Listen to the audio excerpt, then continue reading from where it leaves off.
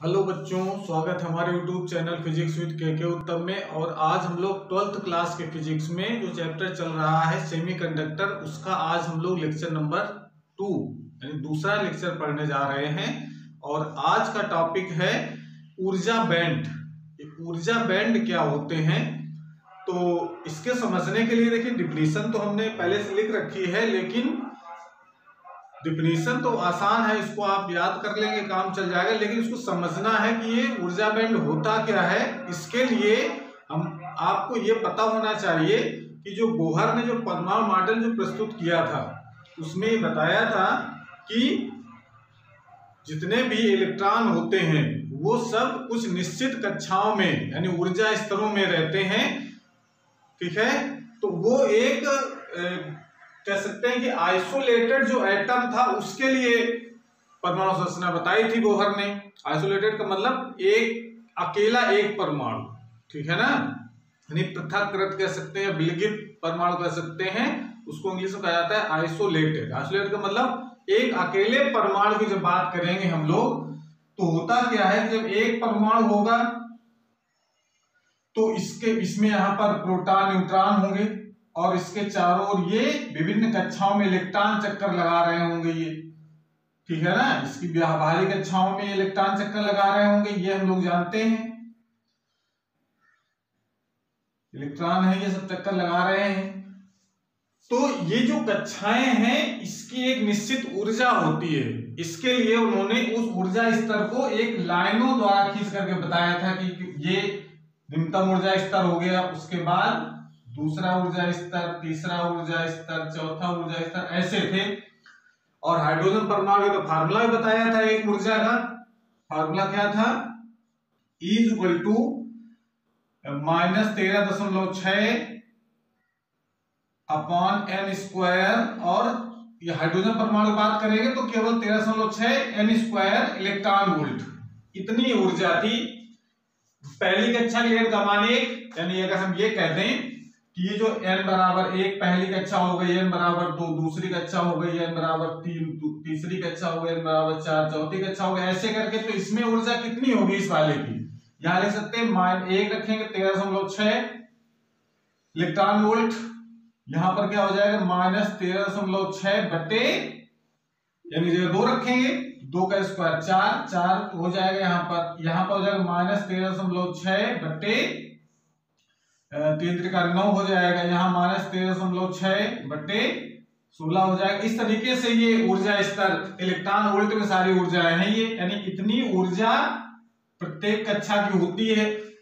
परमाणु हमेशा निम्नतम ऊर्जा स्तर में होता है और जब उसको ऊर्जा मिलती है तो इसके उच्च ऊर्जा स्तर में जाता है, और ज्यादा मिलेगी तो दूसरे और तीसरे वाले में चला जाएगा, तो ये क्रम रहता है। तो ये ऊर्जा स्तर होते हैं एक परमाणु के लिए, ठीक है ना। एक परमाणु होगा उसके लिए ऊर्जा स्तर उन्होंने बताया बोहर ने।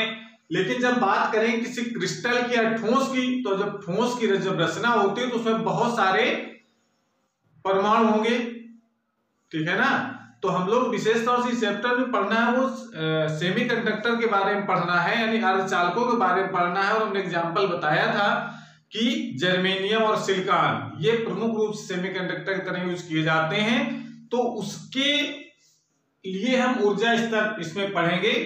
बाकी जो परिभाषा में लिखी है सभी ठोसों के लिए लिखी है कि ठोस कोई भी हो सब में ऊर्जा स्तर होते हैं। तो ये जो ऊर्जा बैंड है कैसे बनते हैं ये आपको हम बताने जा रहे हैं। तो इसको समझने के लिए हमने क्या बताया, पहली बात तो ये कि जो अभी तक हम लोग बोहर का जो परमाणु पढ़ा है उसमें केवल एक परमाणु की बात कही गई। एक परमाणु में जो इलेक्ट्रॉन होते हैं उसका ऊर्जा स्तर ये दिखाया जाता है एक लाइन द्वारा खींच करके। लेकिन जब किसी ठोस की जब संरचना होगी तो उसमें बहुत सारे परमाणु होंगे। अब बहुत सारे जब परमाणु होंगे और जब ये पास पास आएंगे, भाई एक अकेला अगर परमाणु होगा, मान लो एक अकेला परमाणु है ये, तो ये न्यूक्लियस हो गया उसका और ये इलेक्ट्रॉन हो गया, इसके चक्कर लगा रहा है। तो अब क्या करेगा, इसमें जो अट्रैक्शन फोर्स लगेगा वो इस न्यूक्लियस द्वारा ही लगेगा, ठीक है ना। तो इसकी एक निश्चित ऊर्जा होगी। लेकिन जब ये दूसरा परमाणु कोई आ गया इसके पास में और उसमें भी एक इलेक्ट्रॉन चक्कर लगा रहा है, तो अब जब दूसरा इलेक्ट्रॉन जब आ जाएगा तो क्या करेगा, ये इलेक्ट्रॉन और ये इलेक्ट्रॉन एक दूसरे को क्या करेंगे, प्रतिकर्षित करेंगे, ये नाभिक इसको आकर्षित करेगा इस तरफ। तो ऐसे इसका मतलब इसमें अट्रैक्शन और रिपल्सन दोनों हो जाएंगे, ठीक है ना। तो ये कह सकते हैं कि जब परमाणु पास पास होते हैं तो इनमें आपस में इंटरेक्शन होता है। इंटरेक्शन का मतलब अंतःक्रिया, जिसको अन्योन्य क्रियाएं भी कह देते हैं। तो इसकी जो ऊर्जा एक अलग परमाणु की थी वो बदल जाती है, समझ रहे हैं। यानी ऊर्जा स्तर जो होते हैं वो किसी एक परमाणु के होते हैं। जब क्रिस्टल की रचना होती है तो वो उसको वो वही नाम बदल करके हो जाता है ऊर्जा बैंड। यानी वो जो ऊर्जा स्तर है वो कई ऊर्जा स्तरों में टूट जाता है और टूट करके एक बैंड का रूप ले लेता है। यानी मान लो एक ऊर्जा स्तर, सपोज जैसे ये ऊर्जा स्तर है और ऊर्जा स्तर ये टूटा छोटे छोटे में, तो ये छोटे छोटे जब ऊर्जा स्तर में टूट जाएगा तो ऐसे बन करके एक बैंड का रूप ले लेते हैं। पास पास जो लाइनें आ जाती हैं तो ये एक बैंड बन जाता है। इसको कहा जाता है ऊर्जा बैंड। यानी ऊर्जा बैंड कहाँ होता है, क्रिस्टलों में या ठोस में। जब पास पास आकर के ठोस की संरचना करते हैं जब परमाणु, तब वहां पर ऊर्जा बैंड बनते हैं। समझ में आ रहा है। तो इसकी परिभाषा कैसे लिख सकते हैं, आप बहुत सिंपल तरीके से लिखा जा सकता है कि जब अनेक परमाणु मिलकर किसी ठोस या क्रिस्टल की रचना करते हैं। भाई कोई परमाणु अगर होगा एक, तो एक परमाणु से पदार्थ थोड़ा बनता है, बहुत सारे लाखों करोड़ों परमाणु होते हैं। तो जब पास पास आते हैं तो उनके बीच की दूरी घटती है, ठीक है ना। जब पास पास आएंगे तभी ठोस बनेगा। भाई दूर दूर जब होते हैं तो गैस वाले फॉर्म में होते हैं, और पास आएंगे तो द्रव वाले फॉर्म में आ जाएगा, और पास जब आ जाता है ठोस की रचना होती है। तो परमाणु जब भी अब पास पास आते हैं और पास पास आकर के जब ठोस की संरचना करना होता है, तब इन परमाणुओं के बीच अन्योन्य क्रियाएं होती है। अन्योन्य क्रियाएं मतलब अकेला अगर इलेक्ट्रॉन होगा, अकेला परमाणु होगा तो केवल उसके न्यूक्लियस या उसके अन्य जो इलेक्ट्रॉन होंगे उसके कारण ये प्रभावित होगी इसकी ऊर्जा। लेकिन जब बहुत सारे इलेक्ट्रॉन होंगे, मान लो तो एक बहुत सारे परमाणु होंगे, इसके पास में एक न्यूक्लियस ये हो गया, इसका इलेक्ट्रॉन हो गया ये। अब ये इलेक्ट्रॉन जो होगा वो इसके द्वारा भी प्रभावित होगा, रिपल्सन लगेगा इस तरफ, इसके कारण भी प्रभावित होगा, वो इस तरफ रिपल्सन करेगा। ऐसे ये जब पास पास आकर के जब ठोस की रचना करते हैं तो इनके बीच इंटरेक्शन होता है। इंटरेक्शन होने से उसकी ऊर्जा बदल जाती है। वो ऊर्जा जो हाइड्रोजन परमाणु को थी वो नहीं रहेगी। हाइड्रोजन परमाणु अगर एक परमाणु होगा तब ये ऊर्जा इतनी होगी, और मान लो बहुत सारे परमाणु आ जाएंगे तो ये ऊर्जा चेंज हो जाएगी, और चेंज होकर के एक बैंड का रूप ले लेती है, उसको ऊर्जा बैंड कहेंगे, ठीक है ना। तो उसको कैसे हम लोग लिखते हैं ये आपको समझना है। तो जब अनेक परमाणु में किसी ठोस की रचना करते हैं तो इन परमाणु के बीच अन्योन्य क्रिया यानी इंटरेक्शन के कारण उनके ऊर्जा स्तरों में विक्षोभ उत्पन्न हो जाता है। विक्षोभ मतलब उनकी जो ऊर्जा स्तर थे वो डिस्टर्ब हो जाते हैं। विक्षोभ होने का मतलब क्या है, डिस्टर्ब होना, कि जो ये अकेला परमाणु था उसकी ऊर्जा स्तर अब वो ऊर्जा स्तर नहीं रही, डिस्टर्ब हो गई, ठीक है ना। डिस्टर्ब होता क्या है, जिसके परिणाम स्वरूप प्रत्येक ऊर्जा स्तर अनेक ऊर्जा स्तरों में विभक्त हो जाता है, टूट जाता है, टूट करके एक बैंड का रूप ले लेता है जिसे ऊर्जा बैंड कहते हैं। ये इसकी परिभाषा लिख सकते हैं। तो ऊर्जा बैंड की रचना कैसे हो जाती है तो आपने इसको बता दिया। अगर ग्राफ के द्वारा इसको रिप्रेजेंट करना हो, बहुत इंपॉर्टेंट टॉपिक है, ग्राफ में कैसे इसको प्रदर्शित करेंगे ऊर्जा स्तर को, ये जरा आपको समझना है। तो उसको जरा ध्यान से देखना, जो हम बताने जा रहे हैं बिल्कुल एकदम क्लियर हो जाएगा। ग्राफ कैसे इसको बनाया जाएगा, कैसे ये टूट जाते हैं इसके पास में आने से। तो इसके लिए हम एक ग्राफ बनाएंगे, और ग्राफ बनाने में देखिए इसमें एक्स अक्ष और वाई अक्ष ले लेते हैं। हमने एक्स अक्ष और वाई अक्ष ले लिया, ये एक्स अक्ष हो गया। इस एक्स अक्ष की डायरेक्शन में रखेंगे हम आर। आर का मतलब अंतरा परमाणुविक दूरी, अंतरा परमाणुक दूरी, अंतरा परमाणु परमाणुओं के बीच की दूरी। जब ठोस बनाएंगे तो पहले दूर दूर परमाणु होंगे, फिर पास पास आएंगे, तो जैसे जैसे पास आएंगे दूरी का मान क्या होगा, कम होगा, और इस तरफ होगी उसकी ऊर्जा, ठीक है ना। पास पास ऊर्जा डिस्टर्ब हो जाती है।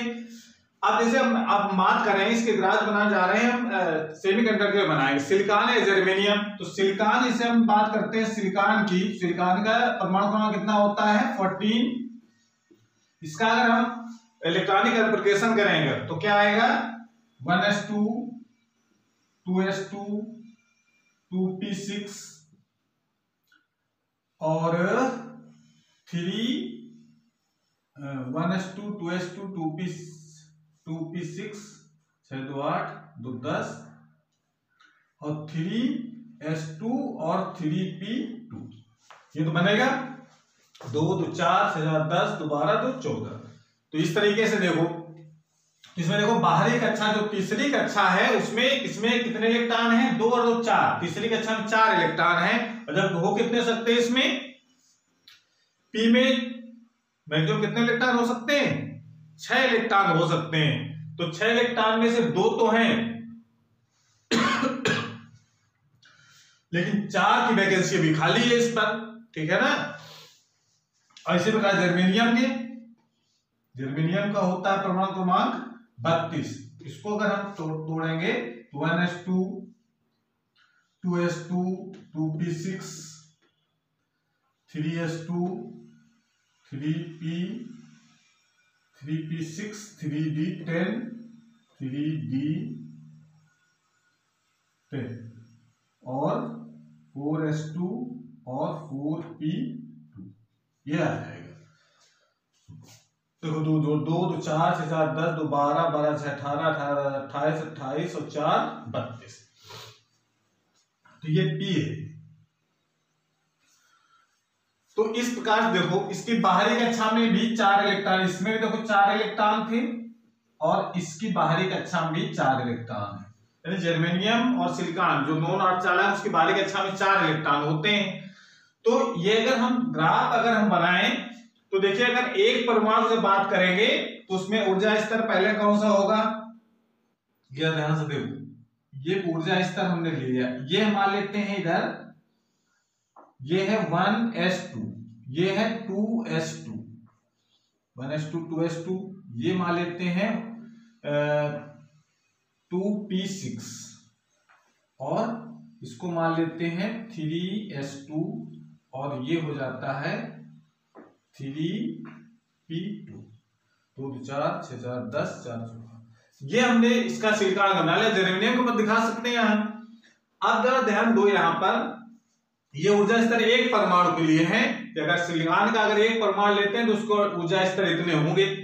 अब जरा हम ये देखो कि जब हम ये दूरी इस तरफ जो ग्राफ दिख रहा है एक्स और वाई अक्ष में, ये जब हम दूर होंगे यानी जब परमाणु जब दूर दूर होंगे तो ये ऊर्जा स्तर हमको अलग अलग दिखाई पड़ेंगे, उनके बीच जो इंटरेक्शन होगा वो ना के बराबर होगा। यानी अकेला अगर परमाणु होगा तो बिल्कुल नहीं होगा इंटरेक्शन दूसरे परमाणु द्वारा, लेकिन जैसे जैसे पास आएंगे यानी और जब पास आते हैं, ठीक है ना, तो क्या होगा इनके जो ऊर्जा स्तर है ये डिस्टर्ब होंगे। तो पास पास आएंगे तो दूसरे जो परमाणु होंगे, दूसरे परमाणु जो इलेक्ट्रॉन होंगे क्या करेंगे उसको डिस्टर्ब करेंगे। तो ये जैसे मान लो अभी ये इतने पास पास है, सपोज ये कोई पॉइंट ए है और जब इसको और पास आए तो अभी अलग अलग है और जब पास आएंगे तो क्या होगा जो बाहरी कक्षा जो होगी उसका जो ऊर्जा स्तर होगा वो सबसे ज्यादा डिस्टर्ब होगा, क्योंकि बाहरी कक्षा के इलेक्ट्रॉनों को ज्यादा प्रभावित करेगा। अंदर वाले इलेक्ट्रॉन चूंकि अंदर है इसलिए उस पर ज्यादा प्रभाव नहीं पड़ेगा, ऐसा नहीं पड़ेगा नहीं, ये भी डिस्टर्ब होंगी ऊर्जा स्तरें, लेकिन सबसे ज्यादा जो डिस्टर्ब होगी वो बाहरी कक्षा वाली ऊर्जा स्तर डिस्टर्ब होगी। तो बाहरी कक्षा का जो ऊर्जा स्तर है वो टूटता है, टूट करके इस तरीके से टूटेगा, इंटरेक्शन होगा तो क्या होगा, इंटरेक्शन होने से इंटरेक्शन जब होगा, जब इंटरेक्शन जब होगा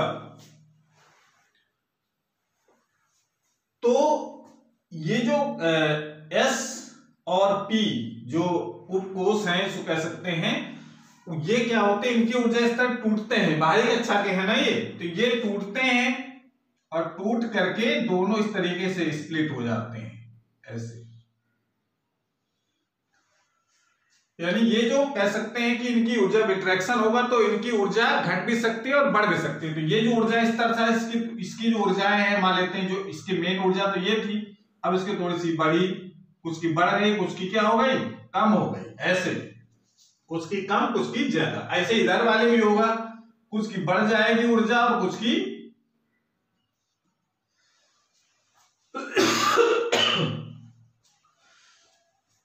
घट जाएगी। तो ये क्या होगा, ये जो ऊर्जा स्तर है टूट जाता है और जब और आगे जब बढ़ेंगे, मतलब यहां तक तो आपकी समझ लीजिए,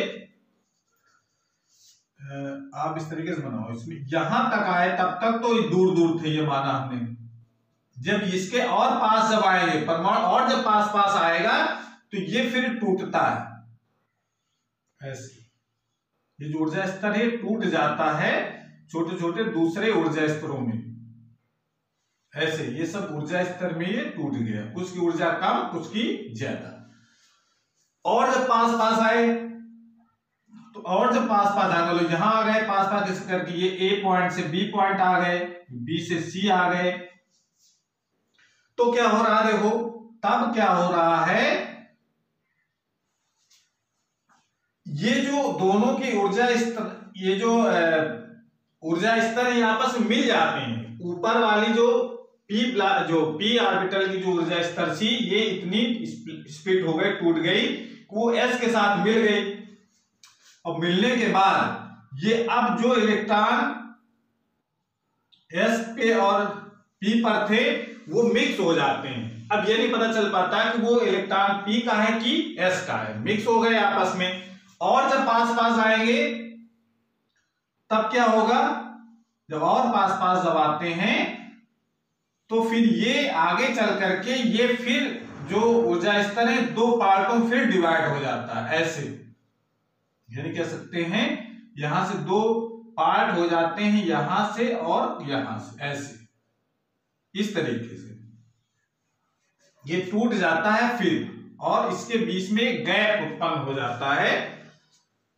ये जो गैप होता है आप देखो इसमें, अब यहां पर जैसे और पास पास आए, मान लो यहां तक आ गए पास पास, हम परमाणु और पास पास आ गए, डी पॉइंट तक आ गए, तो पहले क्या हुआ है, तो टूटने के बाद ये दोनों इलेक्ट्रॉन एस और पी के आपस में मिक्स हो गए। अब ये नहीं पता चल पा रहा है कि एस का इलेक्ट्रॉन है कि पी का है। जब और हम पास पास जब लाएंगे परमाणु को या पास पास आते हैं तो फिर ये जो एस के और पी के जो ऊर्जा स्तर है ये फिर दो भागों में फिर डिवाइड हो जाते हैं, और ये इस तरफ जो इलेक्ट्रॉन होंगे वो सब इलेक्ट्रॉन, जो ये वाले जो इलेक्ट्रॉन थे बाहरी कक्षा वाले 4 इलेक्ट्रॉन, वो यहां पर होंगे, और ये वाली जो कक्षा रिक्त थी जो 4 और हो सकते थे, समझ में आ रहा है, जो 4 और हो सकते थे वो यहां पर हो सकते हैं अगर ऊर्जा मिलेगी तो इसका मतलब दो पार्ट यहां पर बन गए। एक वो वाले जो इलेक्ट्रॉन जो है यहां पर प्रेजेंट, जिसको हम लोग संयोजी इलेक्ट्रॉन कहते हैं, ठीक है ना, यानी वैलेंस सेल वाले जो इलेक्ट्रॉन, वैलेंस सेल कहलाता है, मतलब बाहरी वाली कक्षा के जो कक्षा होती है उसको क्या कहते हैं हम लोग, वैलेंस सेल। अब ये जो वैलेंस सेल जो इलेक्ट्रॉन होंगे वो 4 हैं, तो 4 इसमें रहेंगे, जो बहुत सारे परमाणु पास पास आ रहे हैं तो 4 ही नहीं होंगे, बहुत सारे इसमें, तो एक परमाणु जो वहां दिख रहा है केवल, बहुत सारे परमाणु होंगे तो बहुत सारे इलेक्ट्रॉन भी होंगे, तो जो इलेक्ट्रॉन पॉसिबल होंगे यानी उसमें बर्ताव में होंगे वो सब इस वाले पार्ट में रहेंगे। उसके बाद बीच में कुछ नहीं होगा, खाली जगह छूट जाती है। उसके बाद यहां पर क्या होता है कि जब इन इलेक्ट्रॉनों को जब ऊर्जा मिलती है तो यहां पहुंचते हैं ऊपर, ठीक है ना। तो ये जो दो पार्ट हो जाते हैं उन्हीं में से एक को कहा जाता है, इसको हम लोग कहते हैं संयोजी बैंड, संयोजी बैंड, वैलेंस बैंड कहा जाता है इसको। और इस वाले को क्या कहते हैं हम लोग, चालन बैंड, चालन बैंड। चालन बैंड का मतलब वो ऐसा बैंड जहां पर जब संयोजी बैंड को जब ऊर्जा मिलेगी तब वो इलेक्ट्रॉन यहां पर चालन बैंड में पहुंचते हैं, यानी फ्री होकर के पहुंचते हैं। संयोजी बैंड का मतलब ये तो बंधे हुए हैं, संयोजी बैंड में जो इलेक्ट्रॉन होंगे वो मुक्त नहीं होते हैं, वो बॉन्ड द्वारा बंधे रहते हैं। सहसंयोजक बॉन्ड बना होता है, उसके द्वारा बंध जाते हैं। जब उनको ऊर्जा मिलती है तो बॉन्ड टूट जाता है, तब इलेक्ट्रॉन यहाँ पर फ्री होकर के आ जाता है। ठीक है ना, जब बाहर से ऊर्जा मिलेगी तभी ये पॉसिबल हो पाता है। ठीक है ना, ये ऊर्जा सिलिकॉन के लिए कितनी ऊर्जा होनी चाहिए वो पता होनी चाहिए। ये ऊर्जा होती है 1.12 इलेक्ट्रॉन वोल्ट, और इसके लिए जर्मेनियम के लिए जो ऊर्जा होती है 1.75 इलेक्ट्रॉन वोल्ट। तो सिलिकॉन के लिए ये चूंकि छोटा परमाणु होता है तो इसके नाभिक से ज्यादा बना होता है। भाई तीसरी कक्षा का है, ये चौथी कक्षा में बाहरी इलेक्ट्रॉन है, तो तीसरी कक्षा वाला ज्यादा टाइटली बंधा हुआ है, नाभिक से ज्यादा पास में है, तो इसके लिए टूटने ज्यादा ऊर्जा चाहिए। और जो जर्मेनियम का है इसमें जो बाहरी कक्षा, ये चौथे कक्षा में है, इस बाहरी कक्षा कौन सी चौथी कक्षा है, तो चौथी कक्षा तो दूर हो गई नाभिक से, तो इसके लिए टूटने के लिए अट्रैक्शन कम लगेगा, तो जल्दी टूट जाएगा, तो उसके लिए कम ऊर्जा चाहिए, 0.75 इलेक्ट्रॉन वोल्ट के करीब ऊर्जा चाहिए। इतनी ऊर्जा मिलेगी तो ये चालन बैंड पहुंच जाएगा। ये जो खाली जगह जो दिख रही है इसको हम लोग कहते हैं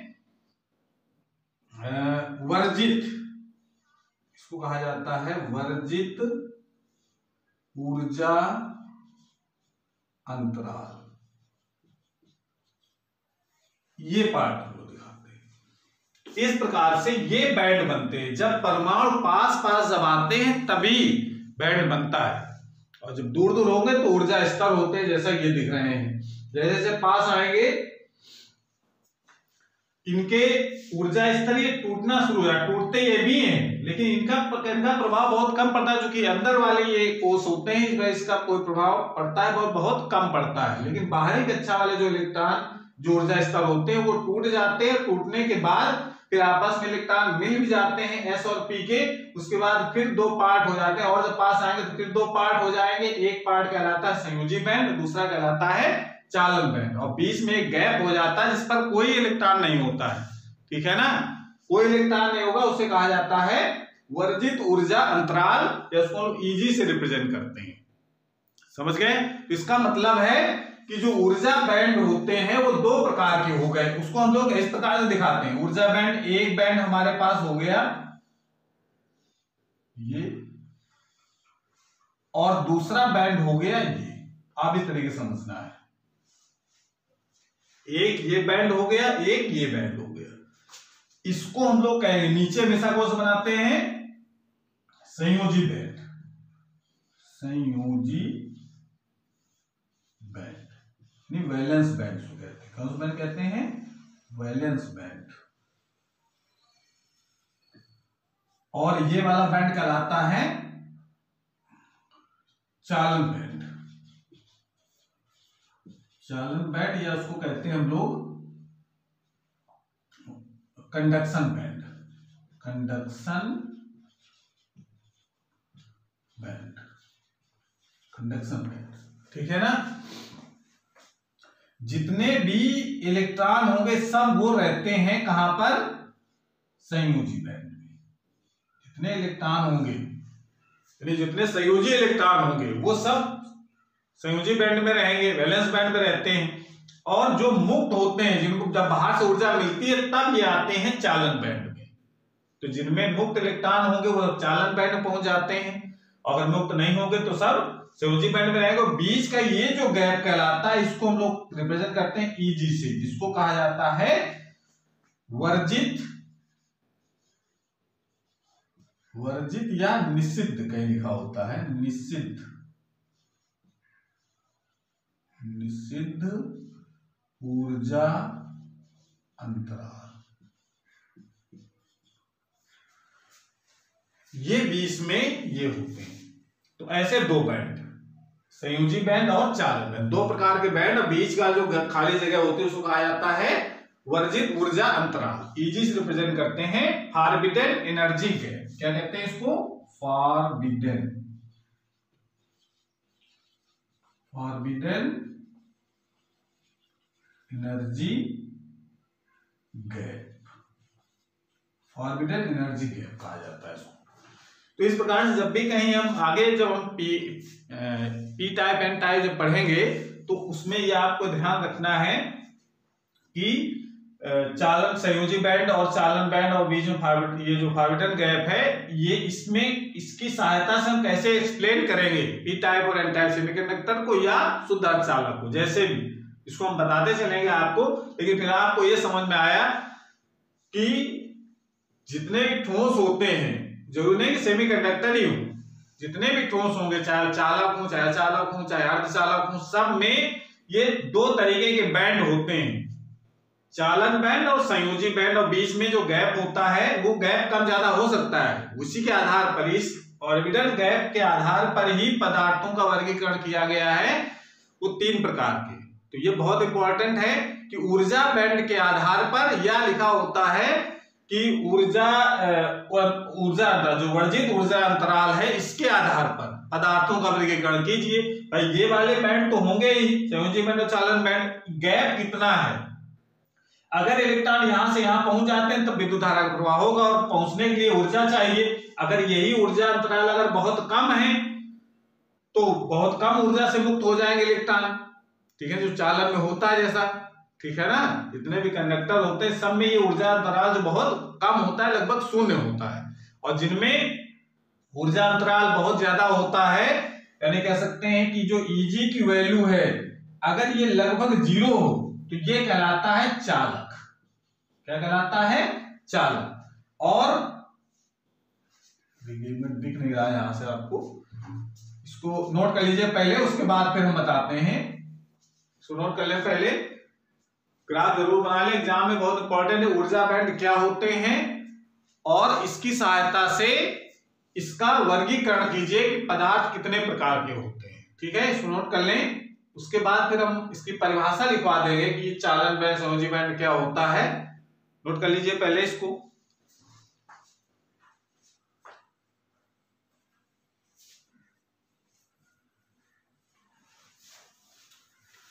तो ध्यान रखना है कि ऊर्जा स्तर होते हैं एक अकेला परमाणु का, और जब क्रिस्टल होता है यानी ठोस परमाणु होता है, ठोस पदार्थ होता है, तो जो बहुत सारे परमाणु होंगे तो उसमें ऊर्जा स्तर वो ऊर्जा बैंड में कन्वर्ट हो जाता है। और ऊर्जा बैंड 2 प्रकार के होते हैं, ये आपको ध्यान रखना है। और कौन से 2 प्रकार, ये हम बताने जा रहे हैं आपको। पहले तो उनकी परिभाषा लिख लेते हैं हम लोग। ये ठोसों में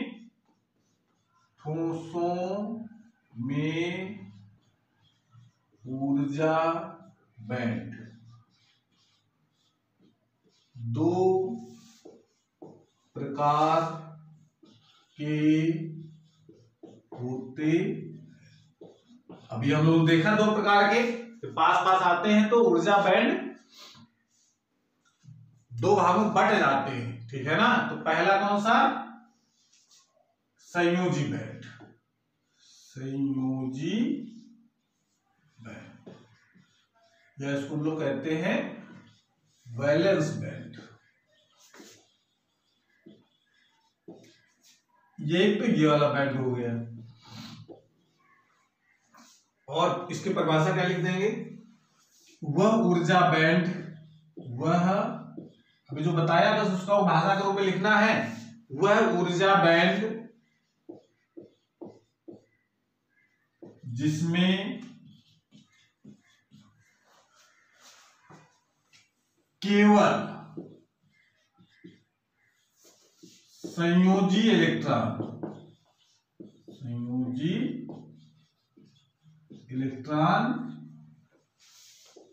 होते हैं। संयोजी इलेक्ट्रॉन तो पता है, वैलेंस इलेक्ट्रॉन कौन से होते हैं? वो ऊर्जा बैंड जिसमें केवल संयोजी इलेक्ट्रॉन होते हैं संयोजी बैंड कहलाता है। संयोजी बैंड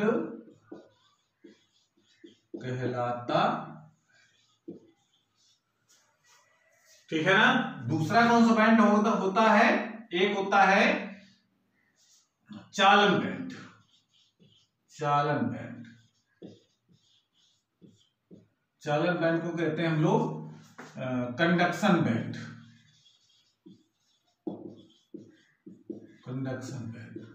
ठीक है। चालन बैंड मतलब वो बैंड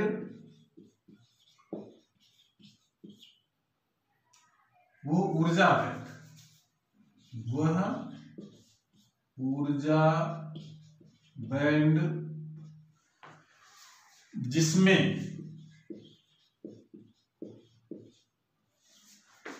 केवल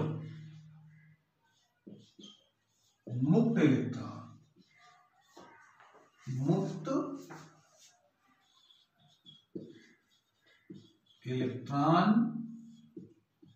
होते हैं, जिसमें केवल मुक्त इलेक्ट्रॉन होंगे, जो फ्री होंगे।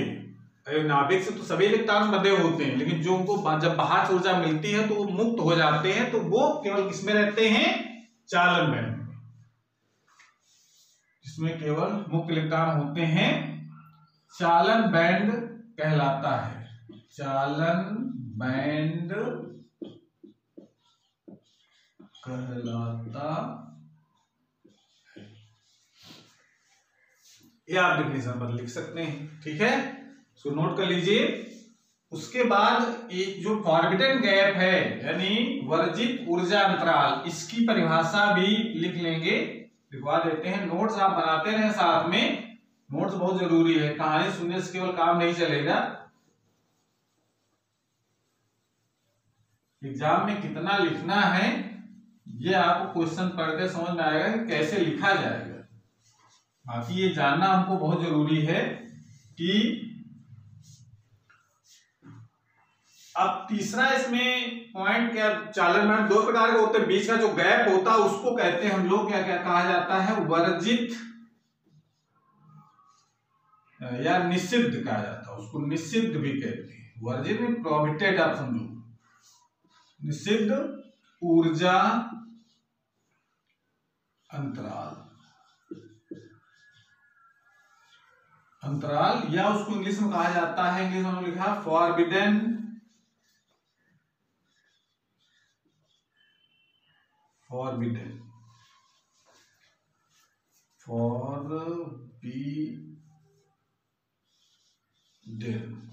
एनर्जी गैप, इसको फॉरबिडन एनर्जी गैप कहते हैं। इसकी परिभाषा आप कैसे लिख सकते हैं कि संयोजी बैंड की परिभाषा आपको लिखना है। अगर तो पूछ ले कि क्या होता है फॉरबिडन एनर्जी गैप, तो क्या बताएंगे? संयोजी बैंड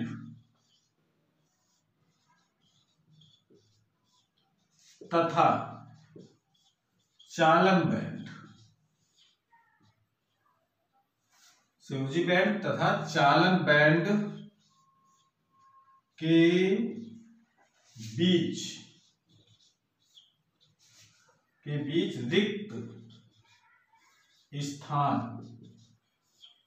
रिक्त स्थान जिसमें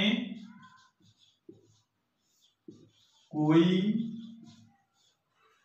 इलेक्ट्रॉन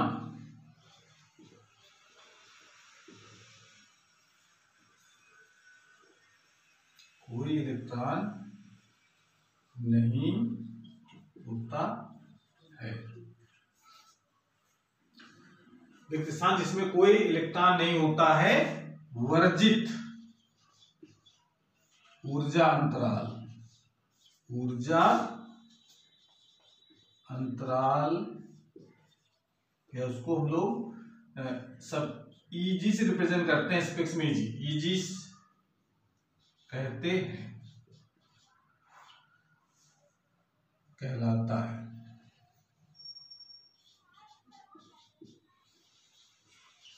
ये आप लिख सकते हैं कि संयोजी बैंड तथा चालन बैंड के बीच रिक्त स्थान जिसमें कोई इलेक्ट्रॉन को मतलब ना संयोजी इलेक्ट्रॉन और ना मुक्त इलेक्ट्रॉन, कोई भी इलेक्ट्रॉन नहीं होते हैं, ऐसे स्थान को कहा जाता है फॉरबिडन एनर्जी गैप, यानी वर्जित ऊर्जा अंतराल।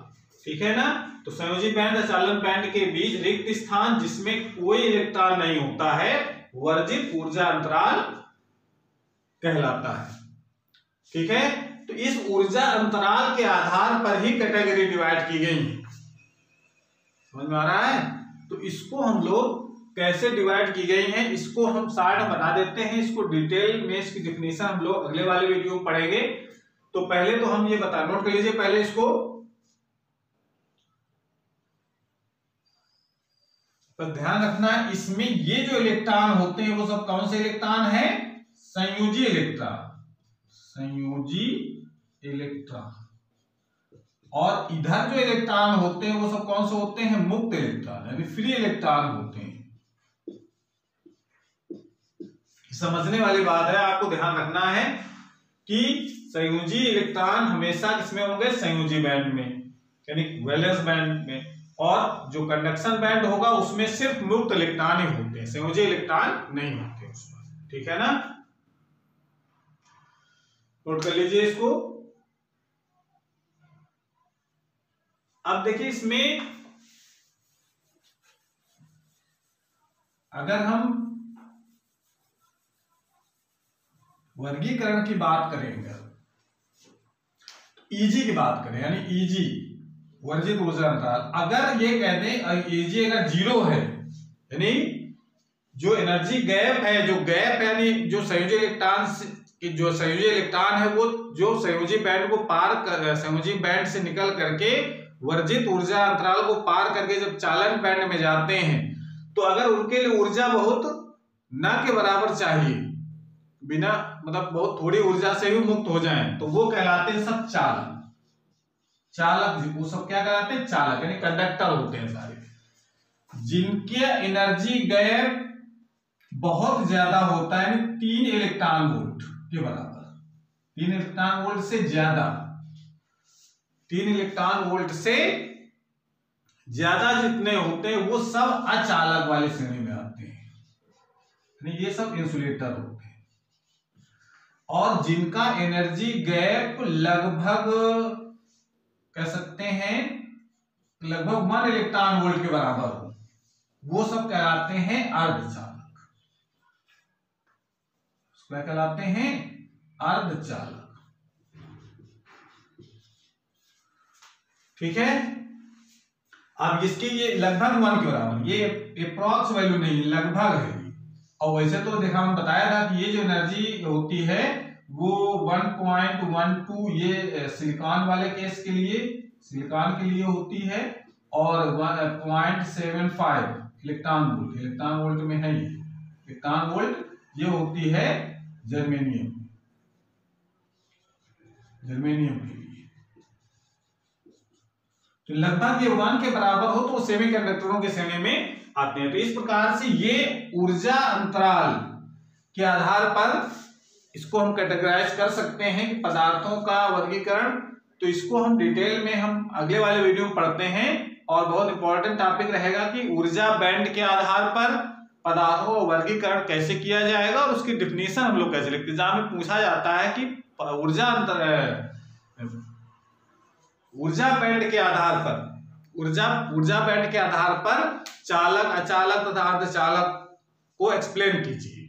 ठीक है, तो उसको हम लोग अगले वाले वीडियो में पढ़ेंगे। और इसको अगर ऊर्जा बैंड समझ में आ गया है तो फिर वो क्लासिफिकेशन भी समझ में आ जाएगा। बस ध्यान क्या रखना है कि ऊर्जा बैंड 2 प्रकार के, संयोजी बैंड और चालन बैंड, और बीच का जो गैप होता है उसको कहा जाता है वर्जित ऊर्जा अंतराल।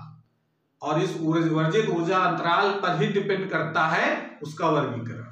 ठीक है, तो आज क्लास हमारी समाप्त होती है। अगली क्लास में हम लोग पढ़ेंगे कि ऊर्जा बैंड के आधार पर पदार्थों का वर्गीकरण किस प्रकार से किया जाता है। तो अगर ये वीडियो अच्छा लगा हो तो उसको लाइक करें, और चैनल में अगर वो नए हैं तो चैनल को सब्सक्राइब भी करें, जिससे नए जो वीडियो अपलोड हो उसकी नोटिफिकेशन आपके पास सबसे पहले पहुंच जाए। पढ़ाई करते रहिए। Thank you.